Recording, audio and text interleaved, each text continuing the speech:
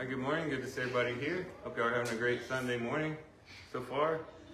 If you will turn to 1 Corinthians chapter 9, that's where we're picking up in our study as we've been going verse by verse through the New Testament and more specifically through the book of 1 Corinthians. And 1 Corinthians is really a letter. We call it a book, but it's more like a letter, I suppose, where the Apostle Paul is writing a letter to the church at Corinth that had a lot of issues. They had even written to Paul about some of the issues that they had. And what we have in 1 Corinthians is really the Apostle Paul answering all these different issues.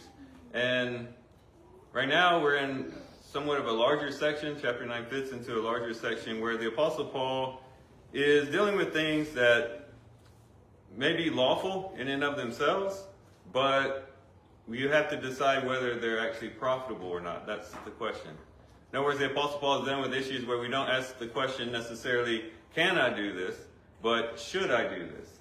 And in chapter 7, he talked about that in regards to marriage. Marriage is a beautiful thing. It's something that one of the first things God instituted after creating man and woman was marriage. It's definitely lawful. It's good. It's lovely. It's from God. But in chapter 7, we found that there might be cases in which we abstain from marriage. They were in a stressful situation, persecution going on, and the Apostle Paul said, in this current distress, it might be best, if you can, to refrain from being married.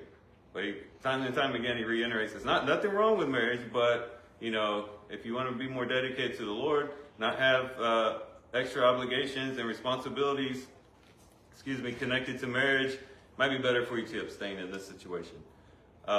In chapter 8, we talked about eating of meats, and chapter 8 actually began a large section within this section of eating meats offered to idols.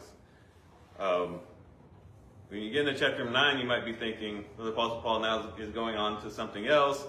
Especially when you get into chapter 10, he's talking about Israel and their experience in the wilderness. You're thinking, okay, Paul's touching all these different places. And then at the end of chapter 10, now he's getting back to meats offered to idols. But no, this whole section from chapter 10 from chapter 8 all the way to the end of chapter 10, it's all under that umbrella of eating meats offered to idols.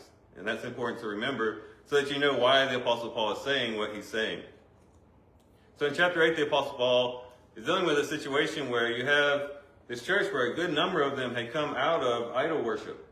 And with idol worship, you offered up, these sacrifices to these gods, these false gods.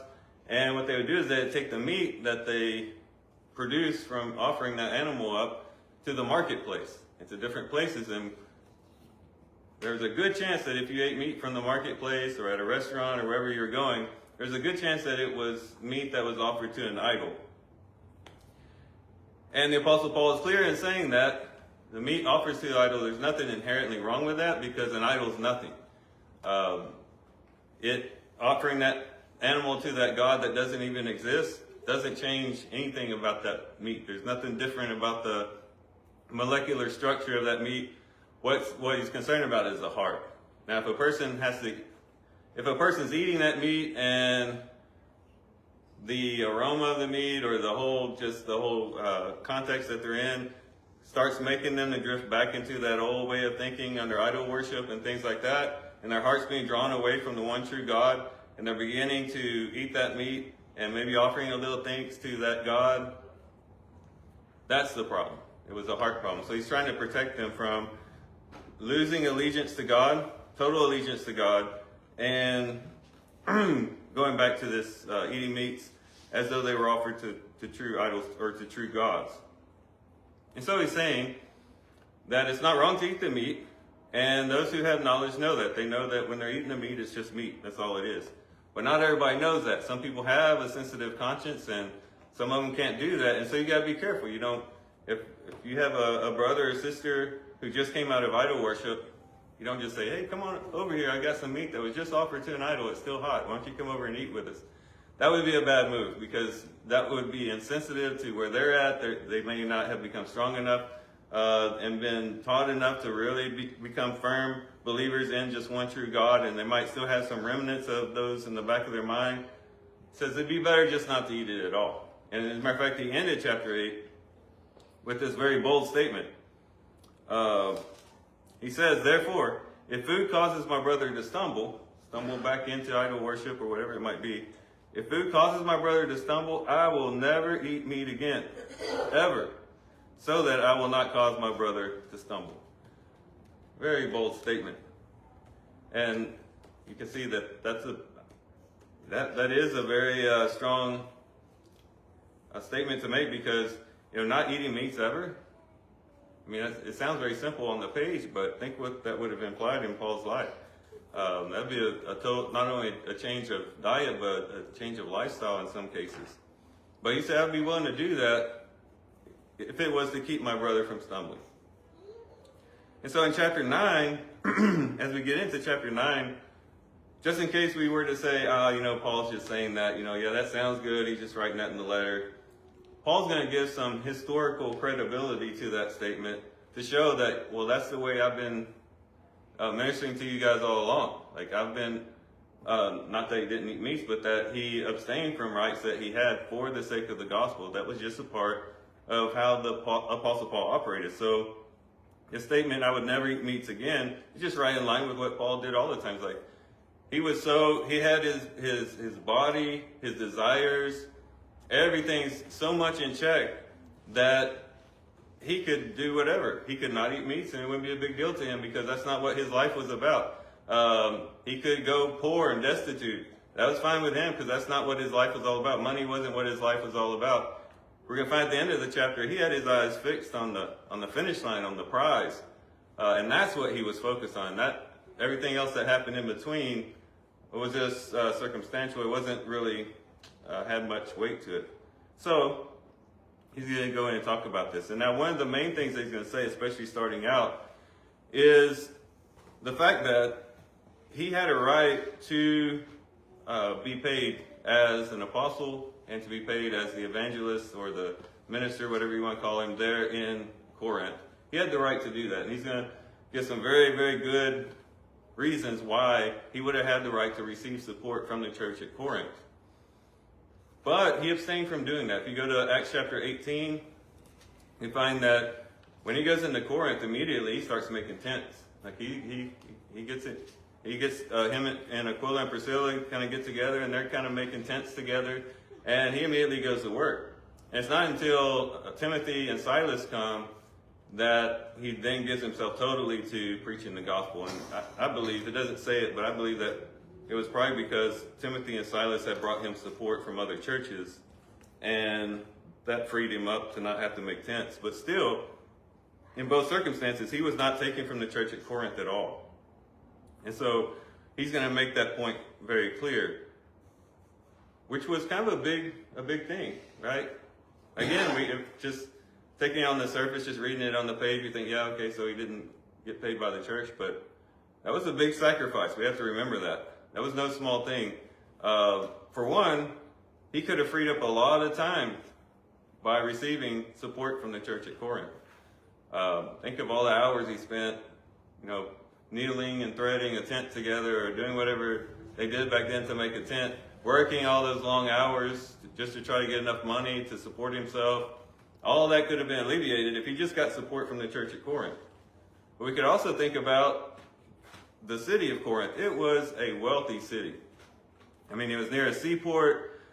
Goods were traveling through Corinth. Cenchrea was a seaport close by, and everything was traveling through Corinth, and there was money just flowing everywhere. And you had two classes of people. You had the extremely wealthy, rich people, and then you had the extremely poor. But it was a very wealthy city, and a lot of money was flowing through that city. And we know that because the Lord came to Paul in a vision and told him when times were getting tough, hey, I got a lot of people in this city. It's very likely that the church at Corinth was a very big church too. So it's a big church. We find out in chapter 11, it has wealthy people in the church, a very affluent church. The Apostle Paul could have been living it up. He could have been, the mega church pastor shows up in the Lamborghini or the Mercedes Benz or something. Like, he could have been a very wealthy, good, well-off pastor. He could have been living up the good life there at the church. And so he was abstaining from that, and he was keeping from that for a purpose. There seems to be, every community kind of has their own little thing that kind of kind of gets them. It could be that in Corinth, it was just kind of like a distasteful thing when a person came into town claiming to be some religious guru or some philosophical guru and then was trying to make money. I can suspect that, and I think we can suspect that that probably happened a lot of times. There's all this money flowing through Corinth. What's to keep a person from going into the city and just start teaching some wild philosophical thing or some claiming to be some expert in some type of field and then just start collecting money and scraping off the top of all that money that's being moving through the city of Corinth, taking advantage, of the wealth of the city. And so it might have been a sensitive thing for the church at Corinth, or for the city at Corinth, to find some guy who comes from outside the city, comes in, he's teaching some message. It might have been a turnoff for them if he would have then started accumulating money from them, especially if he started living very well while doing so. So the Apostle Paul knew that that could be a stumbling block for some, and so he didn't do it. He didn't collect from the church. And that's kind of what he's going to talk about here at the beginning of the chapter. So it starts off in verse 1, am I not free? Am I not an apostle? Have I not seen Jesus our Lord? Are you not my work in the Lord? If to others I am not an apostle, at least I am to you, for you are the seal of my apostleship in the Lord. So he says, am I not free? It's kind of how he's starting this section. He was free. As an apostle, as a person who had authority in the church, and as a teacher and a preacher, he had freedom to collect wages from the church that he was ministering to. And that's how he's going to explain it further on.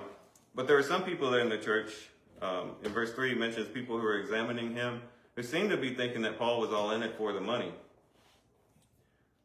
How they reached that conclusion, I don't know. But maybe because he was receiving money from other churches, or, they just needed something to accuse him of. They just made it up. But some people were examining him and saying, well, the Apostle Paul is just in it for the money. And he's saying, well, I am free. I'm an apostle. I have the right to receive money. He's going to go on and explain. And he was not only just an apostle. An apostle just means one who's sent out. But he was one of the official, I guess you could say capital letter A apostles, because he had seen the Lord. He was one who had witnessed Christ resurrected from the dead on the road to Damascus. He was a true apostle. And then also, he had worked and labored there. That was evident in the way that he worked. He says, if to others I'm not an apostle, at least to you, for you are the seal of my apostleship. In other words, look around you.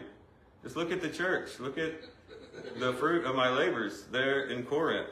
And you'll see that I am an apostle. I am an apostle. I'm one who was sent to you.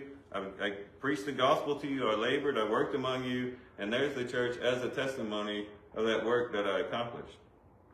He goes on in verse 3 and says, my defense to those who examine me is this. Do we not have authority to eat and drink? I don't think anyone was saying Paul shouldn't eat. He shouldn't drink. That's not what he's saying. When he says eat or drink, he means to receive financial support to eat and drink.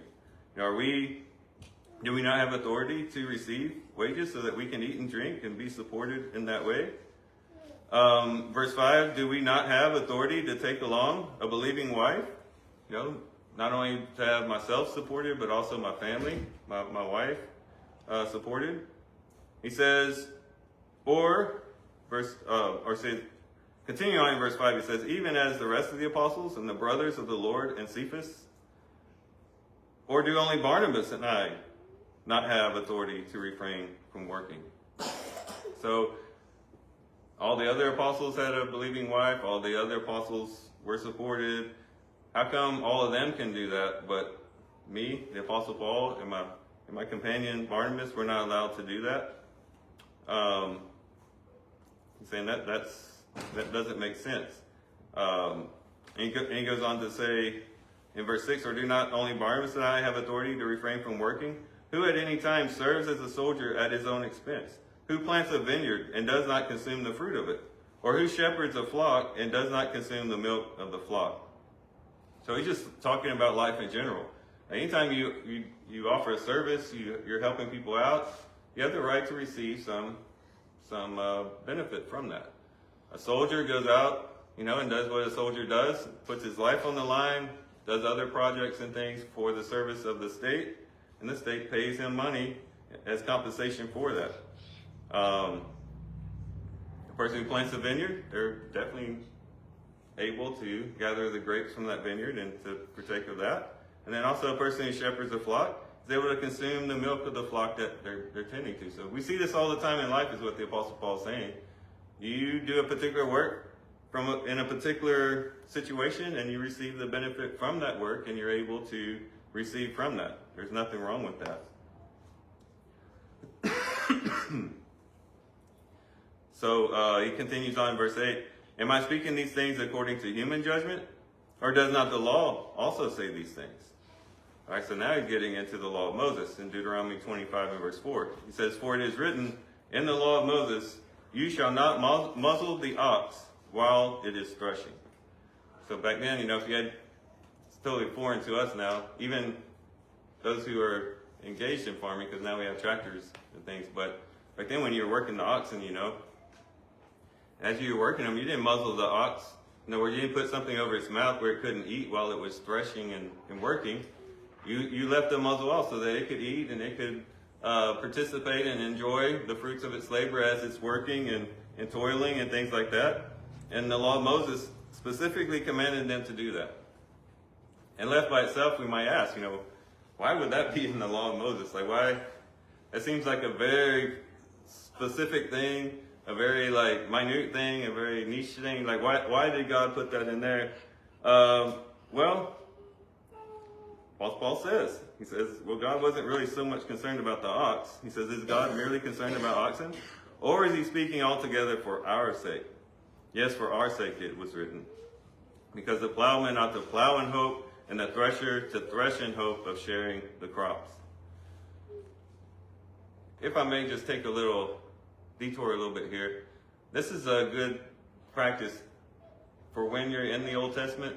I know sometimes we're in the Old Testament and there's all these little particular laws and commandments and ordinances and things. And we look at them like, wow, that seems very specific. There's even a law for if you find your neighbor's donkey, like it says, don't keep the donkey, return it back to your neighbor, or even not putting a stumbling block in front of a blind person as they're walking down the road. That's a very specific thing. But what we find in the New Testament, when we see those types of commandments, there's usually some type of spiritual truth behind it that would only be unlocked after Christ came. And of course, we could say that for the whole law of Moses. Christ was the one who brought the law of Moses into full life in Revelation, but especially with these small things. So I'll just say that on a side point. If you're in the law of Moses and you're going through all those laws, you're like, what is this? Why is this in here? Plug in Christ and see if it doesn't make sense. Plug in something in connection to the church and see if it doesn't make sense. In all likelihood, it will. But going back to 1 Corinthians 9, so the Apostle Paul is saying, God put that commandment in there to give us a picture, an illustration of what you ought to do for the preacher when he's working and laboring for the sake of the gospel. That he should not have a muzzled mouth. There might be other reasons you might want to muzzle his mouth, but it's not so that he can't eat or to receive the fruit of the labors of what he's doing there among the church. So anyways, he continues on, he says in verse 11, if we sowed spiritual things in you, is it too much if we reap material things from you? If others share this authority over you, do we not more? Okay, so he's saying if we're sowing these spiritual things, the most valuable thing someone can share with you is something spiritual. Parents, the best thing you can share with your kids are spiritual things. That's the most valuable thing. In our society, the biggest thing is getting them in sports, getting them to the right schools, getting them educated in a way that everyone will agree is a good way. Or a lot of our focus is on worldly things and material things of this life. But the most valuable thing you can share with your children, you can share with your friends or whoever else you interact with, the most precious things, the most wonderful things are the spiritual things. That's where the true value is. And so the Apostle Paul says, look, I share with you in the most valuable thing you could receive. Things that will lend themselves to your eternal life, to resurrection, to living with God forever. It's to give you an eternal hope. Is it a big deal if I get a little bit of physical money from you in compensation for that? Like that's small in comparison to what I offered you and what I gave you. And so he says, yeah, if I'm sowing these spiritual things in you, it's not a big deal if I reap some of the material things from you. If others share this authority over you, do we not more? Nevertheless, we did not use this authority, but we endure all things so that we will cause no hindrance to the gospel of Christ. So he's saying, he's making this big point that he can be supported for the work that he's doing, only to conclude by saying, but I didn't do that. I had that right. It would have been perfectly good and fine for me to do that, but I didn't do it. I didn't want any hindrance to take place in concerning the gospel. But then he can't quite let go of this point. And so he goes even deeper in verse 13. Do you not know that those who perform sacred services eat the food of the temple, and those who attend regularly to the altar have their share from the altar? So, and that was true. The priests under the old law, when they offered up the sacrifices, they were able to eat the meat from that sacrifice. They were able to, when they brought in the grain, that was the portion for the priests, and then the priests gave 10%, and then the priests received 10%, and then they gave 10% of their 10% to the Lord.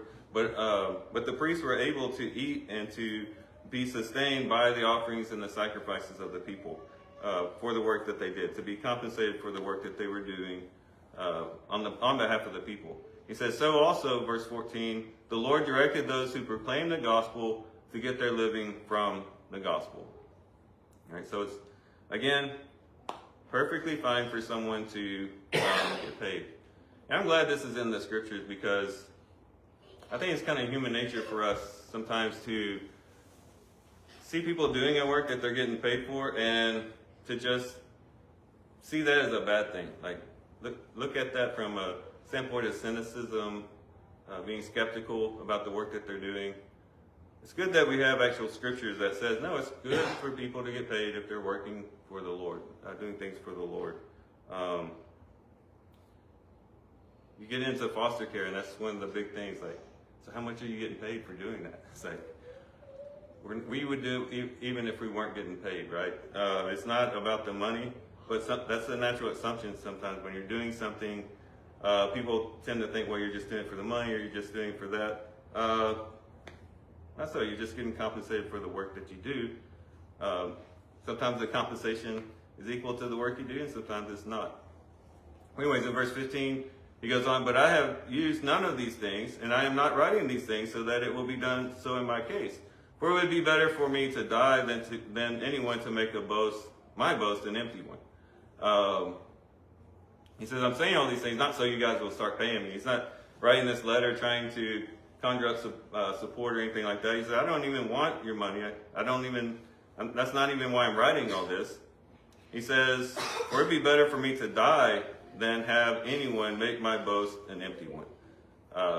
In verse 16, for if I proclaim the gospel, I have nothing to boast, for I am under compulsion. For woe is me if I do not proclaim the gospel. He says, I'm under compulsion of this. He's like, it's not about me getting paid. It's not whether I get paid or whether I don't get paid. He's like, this is what I've been called to do. All that doesn't even matter.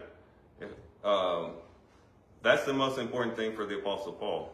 All that was just, peripheral things that didn't really matter. The Apostle Paul was going to preach the gospel. If he was getting paid a lot of money, he was going to preach the gospel. If he didn't get paid anything, that was his calling. That's what was driving him. Not money, not financial issues. It was purely for doing the work of the kingdom. He says in verse 17, for if I do this voluntarily, I have a reward. But if against my will, I have a stewardship entrusted to me. So if I voluntarily give up all support, saying I'm not going to receive support from the church, if I do it voluntarily, I still have a reward. He'll say what that reward is here in a moment, where he was able to fully proclaim the gospel without fully using his authority. But he says, if I do it voluntarily, I give up these things voluntarily, then I have a reward. But if I don't give them up, if it's against my will, in other words, they just won't pay me, he says, well, I still have a stewardship. Like, that's my calling. So if I were to preach for 40 years and never get paid a red cent for it, that's my calling. I have a stewardship. God has entrusted me with this gifting, with this calling, and I have to fulfill my stewardship, even if I'm not getting paid for it, and I'm not willingly giving it up. He says in verse 18, what then is my reward? That when I proclaim the gospel, I may offer the gospel without charge, so as not to make full use of my authority in the gospel. That's the Apostle Paul's reward. And when we think about reward, we might think, well, my reward was I got paid a lot of money, or my reward was I got esteem or praise from others, or something like that. Now, the Apostle Paul, his reward was that the gospel was able to be proclaimed, and that he was even given the privilege to not fully exercise his authority in doing so. He saw that as a privilege in and of itself. And then verse 19 he says, for though I am free from all, I have made myself a slave to all, so that I may win more. So he says, I'm free from all. I am not bound to anyone. I'm a slave of Christ. I'm not a slave of people. In the book of Galatians, he says, if I was just out to please people, or if I was just doing it to serve people, I wouldn't be a bondservant of Christ. Because he was a slave of Christ or a bondservant of Christ, it didn't matter what other people said. Other people couldn't exercise dominion over him in that regard. But he voluntarily made himself a slave to other people.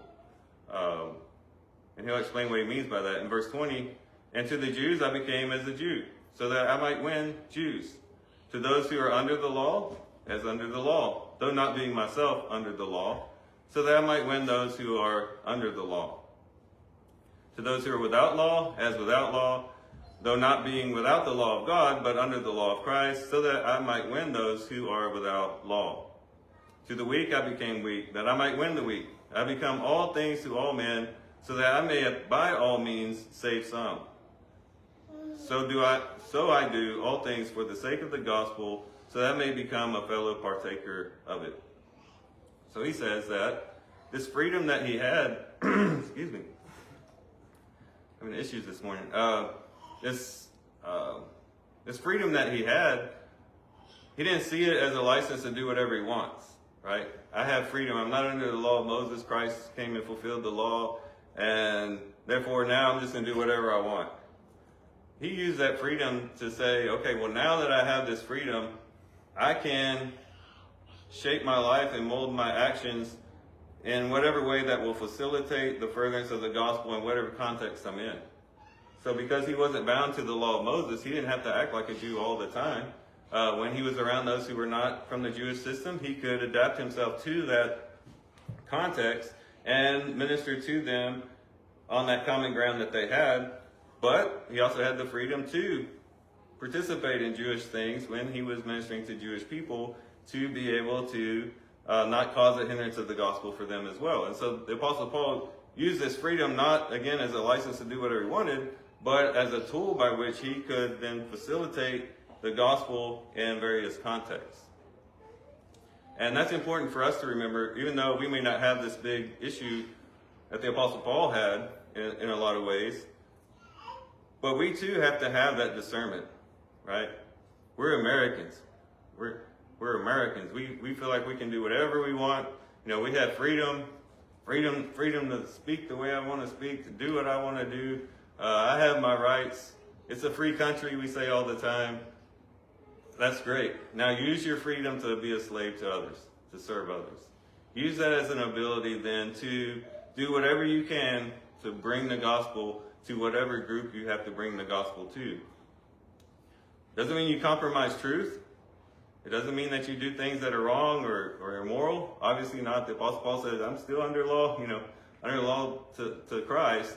It's not that I don't have any law at all, but to the degree that you can do that, you need to serve others and be more concerned about what will help that person receive Christ more than you exercising your own rights. Whenever you go into a particular group, and it can be a large group, like it could be a whole nation, or it could be your workplace, it could be a family unit. you go into a particular area, they have what I learned in leadership school at work. They call it, every group has norms. Okay, norms. This is the norms of the group. Like, just taking like a workplace scenario. The norms in that group might be, well, every morning at 7 o'clock, Joe makes the coffee. Every morning around 9 o'clock, we all gather around the water tank and talk business or whatever. Or there could be different norms. There's certain things that you say, and there's certain things you don't say based on the norms of the group. And one of the things that they teach is anytime you enter a new group, whether it's at school, at work, anywhere else, is you got to figure out the norms of the group. If you don't do that, then you're going to be the one who's offensive. You're going to be ostracized. It's going to be more difficult for you. But you need to understand how this group operates and works and what's the norms in this group. And I think that has some translation over into us sharing the gospel. When we're speaking to someone who's a part of a particular group, or we ourselves have entered into a group, be very aware of your words that you speak, the actions that you take, that you don't bring offense to people. Again, that's something very anti-American in a lot of cases, because we're like, well, we should never, if we're concerned about offending someone, then we're just weak. You shouldn't be concerned about offending people. You should just say what you have to say your piece, and don't worry about it. Well, that's true if you're sharing like core truths and things like that. But even then, you'd want to share those truths in a way, in the least offensive way as possible. Because remember, it's not about me being able to exercise what I want to say, and I don't care who gets offended. That's a very selfish approach. It's like, how can I serve this person the best? How can I phrase my words? How can I shape what I'm presenting here in a way that, yes, will still provide them the truth, but not put up walls as soon as my mouth opens. That won't injure them before I even begin to speak. We have to be very conscientious about these things. Be bold in proclaiming the gospel, but do it in a spirit of gentleness, love, kindness, things like that. Saying, I don't want to do anything to offend the person, but at the same time, I have this truth I want to share, and that's what I want to do. The best way to kind of gauge it is to say, why are you saying what you're saying? Am I saying it purposely to jab at that person? To purposely be offensive, knowing that it will offend them? Or am I sharing this because I actually think this will benefit them, and this is something that they need to hear in the present moment? All these things relate to not only personal conversations, but what you do online, on social media. That itself is a larger group and has certain norms and certain things you got to be aware of. Just be careful what you post, what you say, how you act. It's not about just you doing whatever you want because you have the right to do it. We want to see what will cause the gospel to spread the best, and what will cause the least hindrance to the gospel as we share it. All right, and then, so that's what the Apostle Paul was able to do. He could go to the Jew. He knows it's okay for him. It's no big deal if he does this or doesn't do that. But he still would do that or not do whatever it was for the sake of the gospel. And we should have that same attitude. In verse 24, do you not know that those who run in a race all run, but only one receives the prize? Run in such a way that you may win. Now everyone who competes in the games exercises self-control in all things. They then do it to receive a corruptible crown, but we an incorruptible. Therefore I run in such a way as not without aim. I box in such a way as not beating the air, but I discipline my body and make it my slave, so that after I have preached to others, I myself will not be disqualified. So he says, those who run a race, they all run, but only one receives the prize. Run in such a way that you may win. As we're thinking about giving up our rights, and in some cases, or we're talking about being slaves to others, and sometimes giving up things that we might be perfectly lawful for us to do, maybe even things we would enjoy, we could get focused on that particular thing. Say, oh, I can't do this when I'm around this person because they might get offended, or I have to always be thinking about the other person, and we can just get fixated on that. And the Apostle Paul could have done that too. The whole time he was with the Jews, being with the Jews, he could have been down in the mouth, oh, I got to observe all these different things because I don't want to offend them. And I could be doing a lot more without being, he didn't have that attitude. What the Apostle Paul, the attitude that he had was, hey, I have my eyes fixed on a prize. I have a goal that I'm trying to achieve. I don't care what I have to do to achieve it. I'm going to achieve it. Kind of like a runner. They just want to get across that finish line. And if they have to abstain from things, if they have to have sore muscles, if they have to get to the point that they feel like they're going to pass out, like they got their eyes fixed on it. This is one thing that me and Levi have been exercising together, and I kind of fallen off the wagon a little bit exercising, and this past week we ran 2.5 miles, which is long for me, but I found that as I'm running, it's better if you don't think about your running, right? If you're running and you start thinking about that, matter of fact, I was running with a little pebble in my shoe, and I didn't want to stop though. I wanted to run the full 2.5 miles without stopping.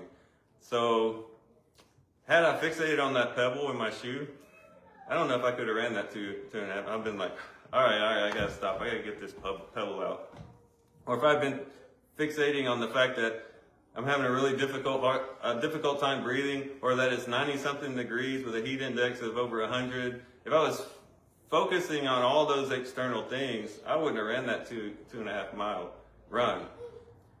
But what I did was I just closed my eyes, blocked out everything, opened them every once in a while, make sure I didn't trip, but closed my eyes. I was meditating on scriptures. I was thinking about other things. Like I allowed my mind to drift away from my circumstances, because I had that goal of getting that 2.5 miles. And some people are probably watching and thinking 2.5 miles, he was struggling with that, but that's struggling for me, okay? But anyways, I was focused on getting that 2.5 miles, and that was my purpose. And I didn't allow all the other things to get me, and I actually ran the full 2.5 miles. And then I passed out under the tree. No, just kidding. Felt like it, but no, so where you are mentally really changes what you're able to do and what you're able to accomplish. What is your goal? What are you trying to accomplish in life? If you're just focused on education, like that's what my life is all going to be about. Every time you get that bad grade, every time you get a bad score, every time you don't pass that class or whatever, you're just going to fall apart. But if you say, you know what, education is just one part of my life, what I'm really doing is fixing my eyes on Christ. The spiritual things are way more important than education or any other material thing. That's where I'm pointed. You're not going to like that it happened, but at the same time, that's not what your whole life is about. Whether you get so many likes or there's so many things that we fixate on. Yeah, we just need to lift up our eyes and say, is that really what life's about? Am I always constantly thinking about that pebble in my shoe? Or do I have my eyes fixed on the prize? The Apostle Paul says, because I have my eyes fixed on the prize, I can eat meat, I cannot eat meat, I can observe that day, I cannot observe that day, I can do whatever it takes to achieve that goal. So I guess the question would be for us is, what is your goal? What are you shooting for in life? That's the key to all of this. If you just say, if we just left it off and this last section wasn't there, it would be very hard to do anything that the Apostle Paul taught here. Because we all want our way. We all want to be able to exercise our rights, especially us as Americans. I mean, we're all about our rights. But how do we willfully and from our own desires give up those rights for the sake of another person, unless we have a higher purpose that we're serving? I think that's the key that unlocks our ability to do that. So Apostle Paul says, I discipline my body and make it my slave. Oftentimes we're the slave of our body, and that's why we have a hard time giving up things. Because the Apostle Paul's body was his slave, he could give up meats. If he was the slave of his body, he would just be like, every time his body craved meat, I got to go get meat. Apostle Paul was not about that at all. He says, and I do this so that after I preach to others, I myself will not be disqualified. What a shame it would be. And the word for disqualified there is kind of like a sports term, I guess, in Greek. It's like it's kind of like if you're playing a football game and you cheated or you did something wrong or something, you were disqualified. In this particular context, to be disqualified means that you weren't able to get credit for achieving the race or the prize. But the idea here is that the Apostle Paul says this is necessary. It's not just a life hack. It's not just a good idea. Like, this is what I have to do so that I don't end up being disqualified in the end. So that ends chapter 9, and it ends our study this morning. And as we close, I'd like to just have each of us kind of think to ourselves, what am I chasing after in life? What is my ultimate American dream?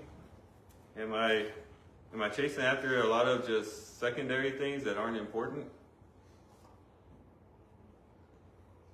What am I really living for? And what do I want the people around me to benefit from the most? So we have to really consider. So easy to get caught up in this world. Making money, getting educated, living for food, whatever base desires. When we fix our eyes on Christ, letting go of every encumbrance and the sin that so easily entangles us, fixing our eyes on Christ, who for the joy set before him despised the shame, died on the cross because he had his eyes on a prize, and his prize was our heart. So our prize, is his heart. That's what we should be desiring. So if you're here this morning and you want to have this relationship with God, he offers it to you freely. God sent his son to die for you so that he can be in relationship with you. It's no small thing. Has anybody else ever gave you his son to die for you? No one else has done that for you, but God did. And he wants to have that relationship with you. Please accept it this morning. And you can do so. You come forward as we stand and sing the song that JT has